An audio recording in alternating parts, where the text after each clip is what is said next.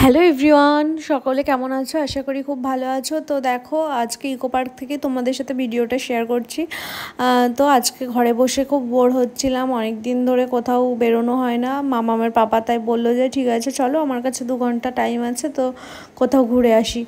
তো আমাদের কাছে বাড়ির কাছাকাছি ইকো পার্কটায় আছে, তো ভাবলাম যে ঠিক আছে ইকো পার্ক থেকে ঘুরে আসি। তো মামামের পাপা এই যে বাইকটা রেখে টিকিট কাটতে গেছিলো, আর আমি আর মামাম এখানে দাঁড়িয়েছিলাম।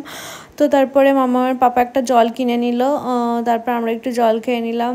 মানে বাড়িতে খেয়ে জলটাও খাওয়ার টাইম পাইনি, এত তাড়াহুড়ো করে এসেছি। তারপর মামাম তো কোথাও আসলে হাঁটতেও চায় না একদমই, ওই জন্য মামামের পাপা ওকে কাঁধে নিয়ে নিল। তারপরে কিছুক্ষণ এই যে ঝর্ণাটার সামনে দাঁড়িয়েছিলাম, আর ঝর্ণার জলটা পুরো গায়ে আসছিল। মামাম তো জল খুবই ভালোবাসে, ওই জন্য একটু এনজয় করছিল। তারপরে আমরা লেকের ধারে কিছুক্ষণ বসলাম, আর লেকের ধারে খুব সুন্দর হাওয়া দিচ্ছিল, খুব ভালো লাগছিল বসে থাকতে। ওখান থেকে তো উঠতে ইচ্ছা করছিল না, আমি তো বসেই ছিলাম। তারপরে ওর পাপা বললো যে চলো বাকিটা ঘুরি কিছুক্ষণ, তারপরে আবার উঠে গেলাম। তো মামাম তো কোথাও আসলে একদম হাঁটে না, ওকে কোলে নিয়ে হাঁটতে গিয়ে আমার অবস্থা পুরো মানে ঘেমে নিয়ে এক হয়ে গেছি। তারপরে মামামের পাপার কোলে দিয়ে দিলাম, আর তারপরে চলে আসলাম। সন্ধে হয়ে গেছিলো তখন, এই যে তাজমহলের এখানে চলে আসলাম। তারপরে মামাম এখানে এসে ওর একটা বন্ধু পেয়ে গেল, তার সাথে কিছুক্ষণ খেলা করলো। আর এই যে লাইটিংগুলো দেওয়ার জন্য না আরও ভালো লাগছে।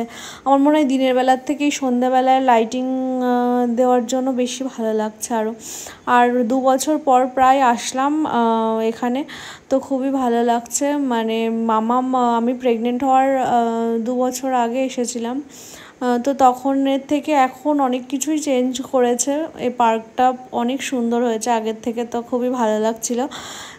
মানে তো পুরোটা তো ঘুরে দেখতে পারলাম না, কারণ এই পার্কটা এত বড়, একদিনে ঘুরে দেখা সম্ভব না। আর আমরা যেহেতু এসেছিলাম 6টার দিকে, তো সন্ধেও হয়ে গেছিলো, আর মামামের পাপার অফিস থেকে ফোন আসছিল বারবার। তো ওকে আর বেশিক্ষণ থাকতে পারলাম না। আর এই যে একটা চিপসের প্যাকেট কিনে নিলাম, মাম্মাম বায়না করছিল, ওই জন্য চিপসের প্যাকেট কিনে আমরা 3জন একটু খেয়ে নিলাম। এরপরে এই যে মাম্মাম একটু স্লিপ করছিল বাড়ি যাওয়ার আগে। আগে না এটাতে উঠতেও খুব ভয় পেত, আর এখন দেখো একা একাই মানে স্লিপ করে, আর কিছুতে আসতে চাইছিল না, বারবার স্লিপ খাচ্ছিল। আর আগে একদমই উঠতে চাইতো না। তো তারপরে আমরা বাড়ির জন্য বেরিয়ে পড়লাম। ওকে টাটা, কেমন লাগলো ব্লগটা জানিও।